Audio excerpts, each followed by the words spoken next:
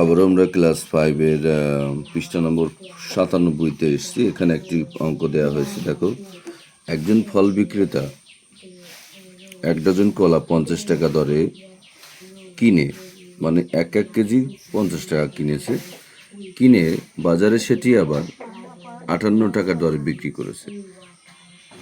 তাহলে শতকরা কত টাকা তার লাভ হয়েছে? দেখো, একটা জিনিস দেখো, কেউ যদি 50 টাকায় কিনে আর 58 টাকায় বিক্রি করে, তাহলে তার লাভ হবে না লস হবে? এটা কেনা দাম, এটা বিক্রি দাম, তাহলে না 8 টাকা লাভ হয়েছে। আচ্ছা, এবারে বলো যে এই যে 8 টাকা লাভ হয়েছে, এই লাভটা কোন টাকার উপর নির্ভর করে হলো? বিক্রয় মূল্যের উপরে না ক্রয় মূল্যের উপরে? ক্রয় মূল্যের উপরে। দেখো, লাভ সমান সমান বিক্রয় মূল্য বিয়োগ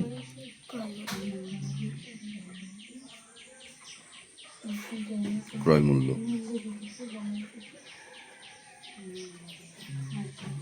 বিক্রয় মূল্য হচ্ছে 58 টাকা, ক্রয় মূল্য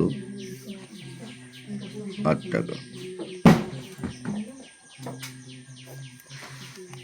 লাভ বা ক্ষতি সবসময় ক্রয় মূল্যের উপর নির্ভর করেই হয়। তো আমরা বলতে পারি, অনেক সময় তোমাদের মনে হতে পারে যে 58 টাকায় বুঝি 8 টাকা লাভ হয়েছে, কিন্তু না, লাভটা হয়েছে কোন টাকার উপর নির্ভর করে? ক্রয় মূল্যের উপরে। আমি তোমাদের সব সময় বলি, লাভ হোক ক্ষতি হোক, সেটি ক্রয় মূল্যের উপর নির্ভর করে। তাহলে আমরা বলবো 50 টাকায় লাভ হয় 8 টাকা, শতকরা হিসাব বের করতে হবে। 50 টাকায় লাভ হয়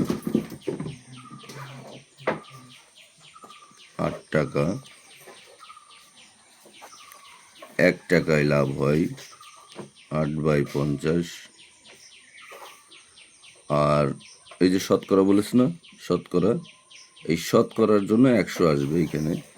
100 টাকায় লাভ হয় 8/50 বসবে, এই 100 বসবে কোনায় ডান দিকে। 50 ঘরের নামটা যদি আমরা পড়তাম, 50-কে 50, 50 দিয়ে 100, তাহলে 8 দুগুণে কত?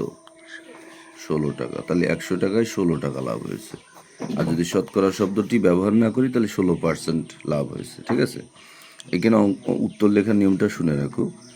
যদি লেখো শতকরা 16 টাকা লাভ হলো, তাহলে ঠিক আছে, কিন্তু শতকরা শব্দ বললে আর পার্সেন্ট দিতে পারবো না।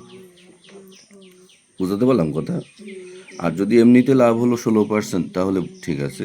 আর যদি বলো শতকরা লাভ হলো 16%, তাহলে ভুল হবে। শতকরা লিখলে আবার পার্সেন্ট দেওয়া যাবে না। তাহলে তোমরা কি লিখতে পারো? যে শতকরা তার লাভ হলো 16 টাকা, অথবা লিখতে পারো নির্ণীয় লাভের পরিমাণ 16 টাকা।